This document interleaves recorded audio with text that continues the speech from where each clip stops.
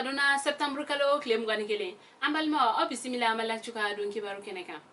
bi kibaru no mambulo kada ukloka ore ni wati lawanna jatke wale tabaw ulukelme ka sharia ko ni jagoya yuwaru yendugula mo chamanka kibaram musrama ulukone ayire kafo ko ni dogokun labanna yuwaru ale commune konala dugu chaman kon be no kerengerene ala deboy dirma ani dongo jatke wale tabaw ulukoni sigileno ni dugu nunun konnala wa ukelme ka jagoya dugu de ko ni ka uga sharia la bato ni o konte dore muso ulukoni beka do fininjema na ni ka ijabu do ka uyere datugu ale ni ikera chewo ikera muso sigrati kan kana mi dugu fansi wa balontan uluka dabla ale ni tele o era kon fenete la jani ndugu ko fale nun kono ka sababu ke jetke wale tabaw uluka sharia gelewni ni ndugu la mo kon kon ya yere ka foko ulukon me de kumbe la jalene la o kama ube wele bla jamana nyemo ma uluka demedo uma wala sa ukon me se ka lafia uga sigida o kon nala kibara ware mambulo kada ukloka franci yenka uka ministrim ka baranya shilendo kele bolo nyene bolima oye kibara do kondi kayire ka foko francité nata ka bo mali kono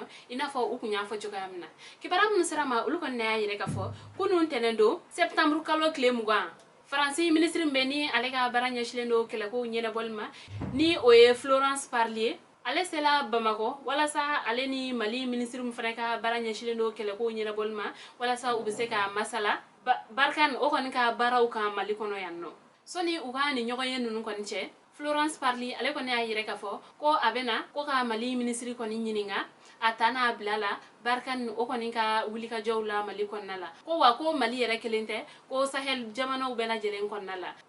ni kuma nunu bela jelen son la mfe ni wati labanna mali jamana nyamo ko lu ko ne ya ngania ka fo ko ubena rusi jamana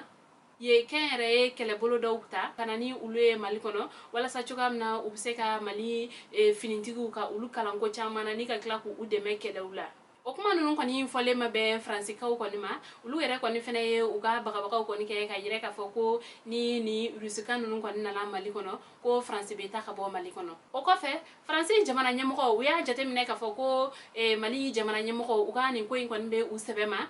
ko adablali ko tu kono o kama Franci uluka ministre ni Florence Parlier ale segna kana mali kono ni ka pmo ko ni croya ani mali kele bolo ministre fene ni nyokonche ka yire ka foko Franci o konte na ta ka bo mali kono ko ga mu ko ni fene rusika uluka kenre kele bolo fene be no ni anko mango Wagner ko o kanali mali kono ko uma jene alibi ni nyoye na alap mabare ku yenu ne kibara wara mana boko fe ambo da okluka kibara wara mambulo ka da okluka bankas ale ni sevare chelala mali finintiku uluko ninka lakana mobili do ni anko mako ambulance o yelna dugu jugoro mugu do konika mogo nani ulutorala kibara mun sirama uluko ne ayire ka fo ko mopti marala keren la bankas ale ni sevare chelala ko pondo ko ne be no ko paru ale ni sogovia uluni nyogon chelala o dugu jugoro mugu do ko ne meni yoro ko fale ne no mali finintiku uluko na tola nu uga ambulance o ko ne na la yele ni dugu jugoro mugu ko ninka ni achira ni uye ayere la ka fo ko finintigi nani ko ulu bonela unina akoda fe ni ko nunu ko ni kera ka keni kunun tenendoe ne ke kanya kononton o temele ni sanga bisaba nyokanai